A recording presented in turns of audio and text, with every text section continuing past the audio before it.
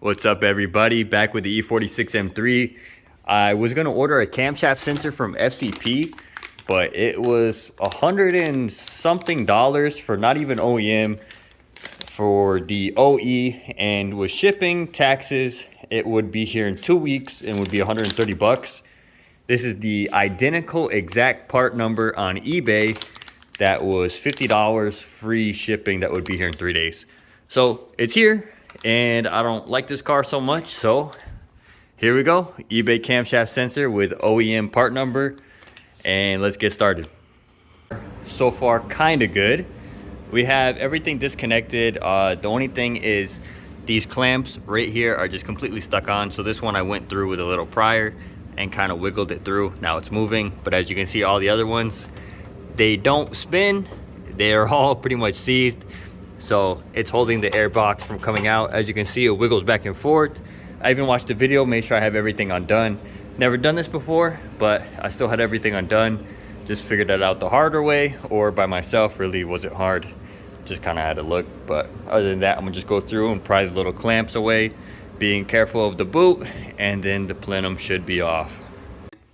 These clamps were stuck. I even had to get out a piece of wood, and I kind of regret to inform you that I put it against this, hit with a hammer a little bit. It knocked it loose enough, and I was able to just yank on it. Definitely not proud of having to do that, but can't really do much when you're in a situation like this.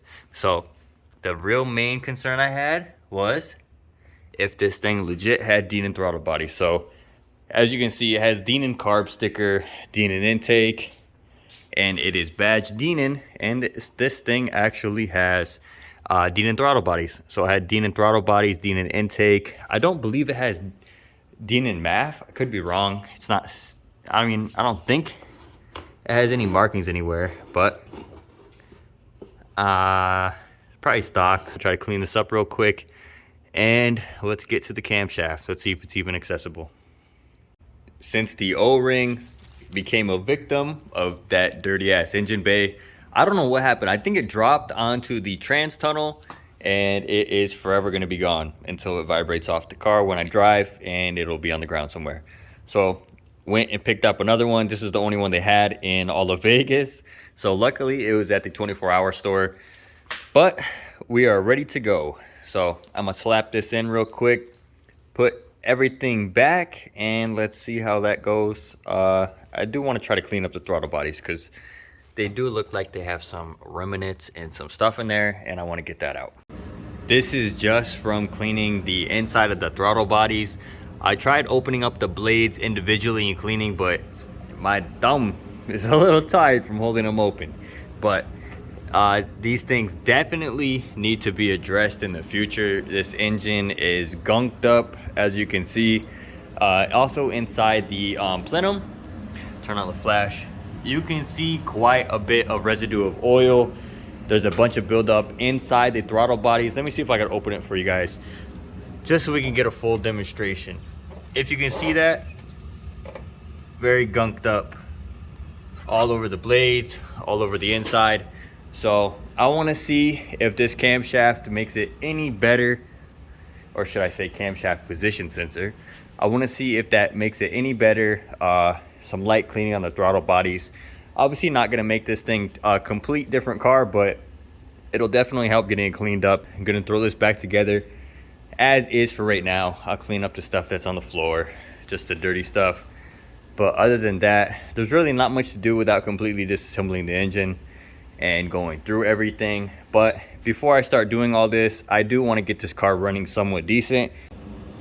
In the process of putting the plenum back on, as you can see, these ones line all the way up, the front couplers all the way lined up, and then you can see, I don't know if you can see that, you can see a hairline gap, and then the farther you go back, it slowly gets a lot bigger. So I just took it off again. I tried putting the rear on first, pushing it in, but I don't know what's the hold up. I think this bracket is kind of messing with it because it's not letting it go. So I loosened the bracket to see if that was holding it up, and now it's above the bracket and not even in it.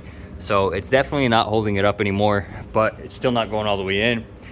I don't really recall if it was like that before. Just to adjust it, you don't need to pull it all the way off. So I can just loosen these again if it is leaking, if I still have issues, but I don't think it will. I think it'll clamp, so let's just try it. Worst case scenario, I gotta do it again, which, whatever. It's not that much work, but would be nice if it works first try. That's weird. That's weird. How did that get there? It seems to be that I forgot to put that on. That's weird. I don't think it should be an issue. It really didn't do anything. It put a little cap over basically the camshaft position sensor, and I didn't realize that I was not on until I seen 3 little bolts on the cowl, and I couldn't figure out where I put it because everything else is back, and these are for strut brace and for the cabin air filter. But I don't think it should be an issue. It doesn't really rain in Vegas. I don't drive the car really at all. We're just gonna see if it fixes it, and let's get this thing back together. Let's get this thing started. Let's see if that even fixed my issue, because if it didn't, then this box is gonna have to come off again. So really not a big deal. I'll just have to keep in mind that that's not on, and in the future I need to put it back. Everything is back together except for the one piece we missed, but other than that, this thing is fully complete. Let me plug this in right now before I forget, and then we run into issues. I think we're all good for the first start. We cleared the codes. That way we have a fresh system, and anything that comes back is obviously still an issue. So let's see what comes back after we get our first start.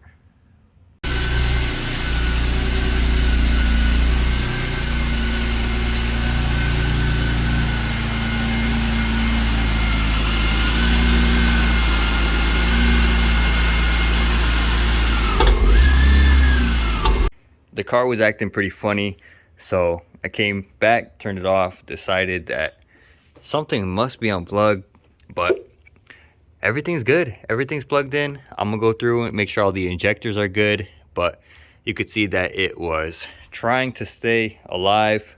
You could hear a little backfire, so I'm just gonna go through, make sure everything's okay, and then I'll double check it again. It seems like it's starting to correct itself, but I don't want to jinx it. So let's hope that it continues to correct itself and relearn with a new sensor, and with everything being back and plugged in. There's nothing yet, so I want to see if anything does come back, or if there's anything new that we perhaps left unplugged or didn't clip in. It seems super smooth right now, but it always seems good. And then this thing starts acting up out of nowhere, so let's see if it relearns. I'll give it a few minutes and we'll come back.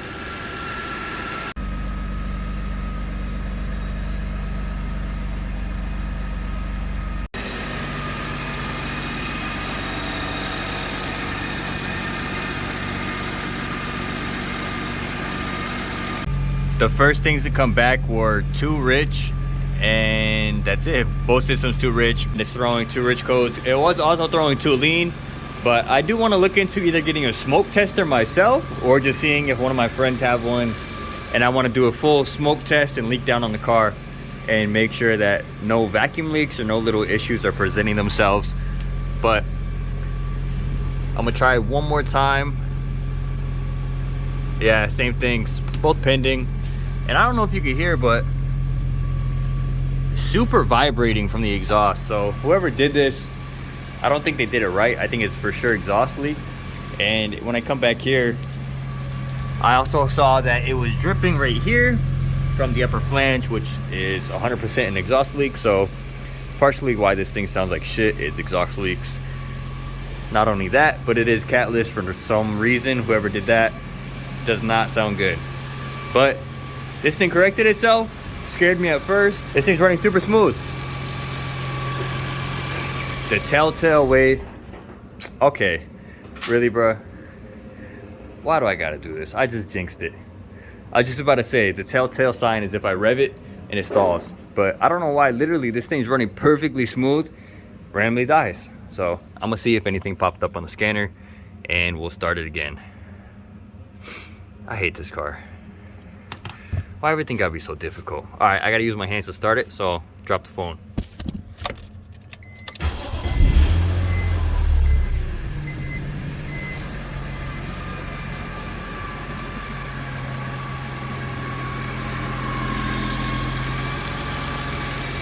It had this issue before, and I originally thought it was Vanos, and that's why we did the solenoid pack.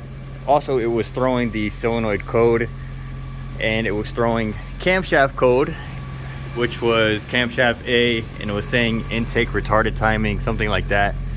Now the check engine light is for sure on, so let's see what come up confirmed. There's a whole lot of scanning the car, so I'll come back to you when I have more of an update or anything disastrous. It got so rich that you could literally smell, taste, and feel it in your eyes in the garage, how rich this thing is.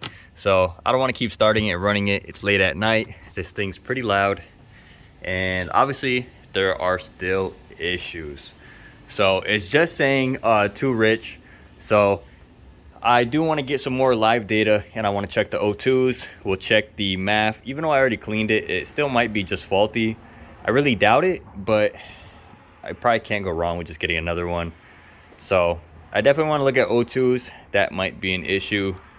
Possibly spark plugs. I don't know how long they've been in there. I'm gonna go ahead and end this video off here. I appreciate you guys for watching. Stay tuned for more, or if you have any helpful tips or ideas, any personal experiences, let me know so we can get this thing figured out.